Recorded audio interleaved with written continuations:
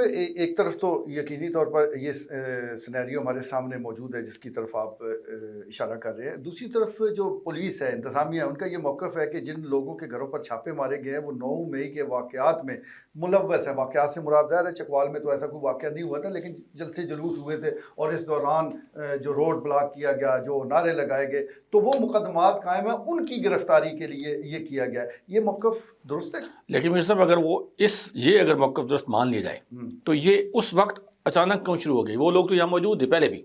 जैसे ये जो है ये काजी आमिर साहब हैं सिटीजन फोरम वाले, तो ये तो यहाँ मौजूद है, चकवाल है मौजूद। इससे पहले आपने क्यों नहीं छापा मारा जी?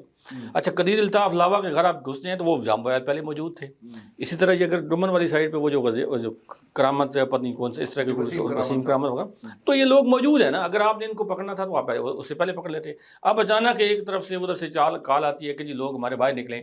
अच्छा, एक तो उनकी भी समझ नहीं आती, जो साहब आप अंदर बैठे हैं ना, जो बानी पीटीआई हैं, भाई पहले ही ज़मीन आपके ऊपर तंग है, हवाएं आपके मुखालिफ हैं, सारा हालात वाक़यात आपके मुखालिफ हैं, तो आप कोई ऐसा देखें। एक मीर साहब, मैं आपको अगर 4-5 साल पीछे जाएं तो जिस वक्त ये लग रहा था जी प्लेटलेट्स कम हो गए हैं, नवाज शरीफ साहब बाबू अंदर हैं, हालात बड़े ख़राब हैं, तो उस वक्त एक शहबाज शरीफ ने एक रोल प्ले किया था, आपको अगर याद है तो वो जनाब करते करते करते वो ये हुआ कि वो जहाज़ बैठाए और नवाज शरीफ साहब जहाँ से बैठ चले गए।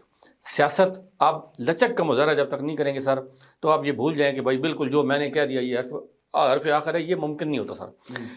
7-8-10 साल पहले सूफी मोहम्मद साहब, एक आपने नाम सुना होगा जी, उधर फाटा में और वाना वज़ीरिस्तान में, उन्होंने एक इज्तिमा किया, एक बहुत बड़ा इज्तिमा।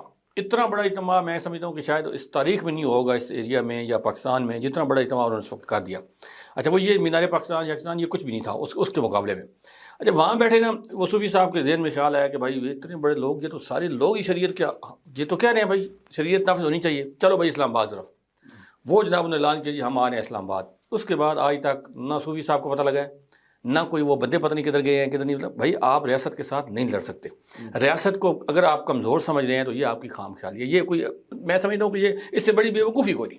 अगर आपने सियासत करनी है, आपने इस मुल्क में रहना है, इस मुल्क में सियासत करनी है, तो इस मुल्क के इदारों से, इसकी अदलिया से, इसके जितने भी जो पावर में हैं, जितने लोग हैं, आपको उनके साथ बना के रखनी है। और आप जब बना के रखेंगे तो फिर रास्ता भी निकल आएगा। लेकिन अगर आप ये कहें कि नहीं भाई आप सारे बाहर निकल आएँ, तो भाई जब आप दोबारा उनको ये कह रहे हैं, चैलेंज दे रहे हैं, तो इस चैलेंज में आप कामयाब नहीं हो सकते।